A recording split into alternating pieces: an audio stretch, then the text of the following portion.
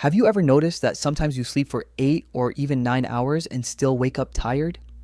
Your eyes opened, but your body feels heavy. Your mind feels slow. The day begins with effort instead of clarity. And then there are other mornings. You sleep fewer hours, maybe 6.5, maybe 7, and yet you wake up surprisingly alert. Your thoughts feel organized. Your body feels ready. This creates an obvious question. Is it possible to sleep fewer hours and still wake up fresh? At first glance, sleep seems simple. More hours equal more recovery, less sleep equals more fatigue. But the body does not work like a timer that fills up based on duration. It works like a coordinated system with internal phases, rhythms, and priorities. Sleep is not a passive shutdown. It is an active biological operation. Throughout the night, your brain and body move through structured cycles. Each cycle lasts approximately 90 minutes. Within that cycle, there are different stages: light sleep, deep sleep, and REM sleep. Deep sleep is physically restorative. During this phase, growth hormone increases, tissues repair, the immune system recalibrates, metabolic processes reset. REM sleep is neurologically restorative. Memories consolidate, emotions are processed, neural connections reorganize. These stages do not happen randomly. They follow a repeating architecture. If someone sleeps 8 hours but experiences fragmented cycles, brief awakenings, light sleep dominance, or irregular timing, the total duration may look sufficient, but the architecture may not be efficient. On the other hand, someone who sleeps slightly fewer hours but completes full, uninterrupted cycles may experience higher restorative density per hour. This is the first important distinction. Feeling refreshed depends more on sleep structure than on sleep length alone. Another factor is timing within the cycle.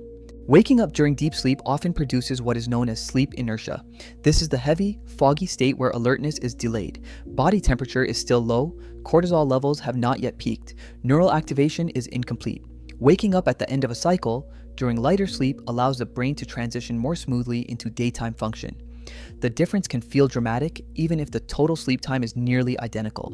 But sleep cycles are only part of the system. Above them sits a larger regulator, the circadian rhythm. The circadian rhythm is your internal 24-hour clock. It regulates body temperature, hormone release, digestion, alertness, and sleep timing. It is not controlled by willpower. It is regulated primarily by light. In the early morning, cortisol rises naturally. This is not stress-related cortisol. It is part of the waking signal. It increases alertness and mobilizes energy. When sleep timing aligns with this hormonal rise, waking feels natural. When sleep timing is misaligned, for example, going to bed very late or shifting schedules frequently, the body may still be in biological night when the alarm goes off. In that case, even 8 hours can feel insufficient. Circadian misalignment can create the illusion of sleep deficiency even when duration is technically adequate. There is also the concept of sleep pressure. Throughout the day, a chemical called adenosine builds up in the brain. The longer you stay awake, the stronger the pressure to sleep. Caffeine temporarily blocks adenosine receptors, masking this pressure. Frequent napping can reduce accumulated sleep drive. When sleep pressure is weak, deep sleep may be reduced. When sleep pressure is strong, deep sleep tends to consolidate earlier in the night.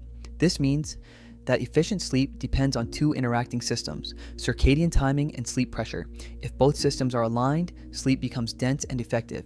If they are misaligned, sleep becomes shallow and extended without improving restoration. Light exposure plays a central role in this alignment. Morning light exposure anchors the circadian clock. Specialized cells in the retina send signals directly to the brain's timing center.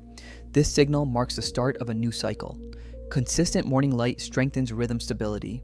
Late night artificial light, especially blue spectrum light, delays melatonin release. It shifts the entire circadian phase later. Even if someone still sleeps the same number of hours, deep sleep distribution may shift. The biological maintenance window may compress. There is another layer that influences whether fewer hours can still feel restorative: nervous system state. If the nervous system remains in a mildly activated state, even without conscious stress, sleep depth may decrease. The body may spend more time in lighter sleep as a protective mechanism. This is subtle. A person may not feel stressed, but the system may still be operating in partial vigilance. When vigilance remains active, sleep becomes less efficient per hour. This is why some individuals report sleeping long durations but never feeling fully restored.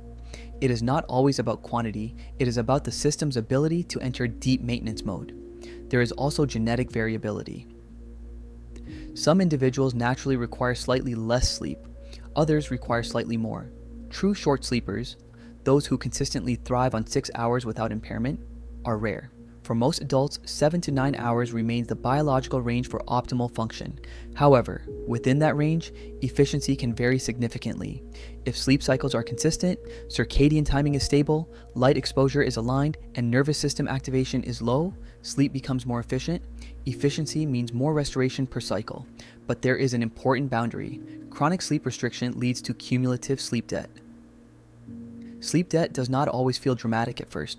The brain adapts to partial deprivation, subjective perception of tiredness may stabilize, but cognitive performance, reaction time, emotional regulation, and metabolic efficiency can gradually decline. The feeling of being used to less sleep is often adaptation, not optimization. So the idea of sleeping less and waking fresh does not mean compressing sleep aggressively. It means allowing sleep to become dense. Dense sleep is sleep that is aligned, uninterrupted, cycle complete, and biologically timed. When sleep becomes dense, the total hours may naturally stabilize toward the lower end of a healthy range.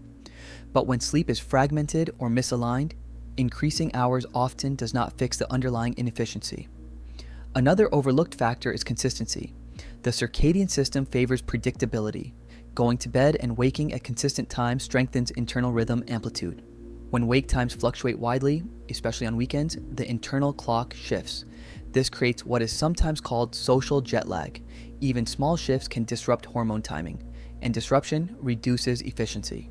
Waking fresh is not primarily about effort. It is about synchronization. Synchronization between sleep cycles and wake time, circadian rhythm and light exposure, sleep pressure and daytime activity, nervous system state and bedtime. When these layers align, restoration becomes concentrated. When they conflict, restoration becomes diluted. The body cannot bypass its biological requirements, but it can operate more or less efficiently within them. So the question is not how to force fewer hours. It is how sleep architecture can operate smoothly. Because waking refreshed is simply the signal that the night shift completed its maintenance tasks successfully. When maintenance is completed, energy feels available. When maintenance is interrupted, energy feels withheld. Sleep is not a contest of duration, it is a coordinated biological performance, and freshness in the morning is not about discipline. It is about rhythm, timing, and structural integrity. When the system is aligned, even a slightly shorter night can feel clear. When the system is misaligned, even a long night can feel incomplete. The difference is not in the clock alone, it is in the system behind it.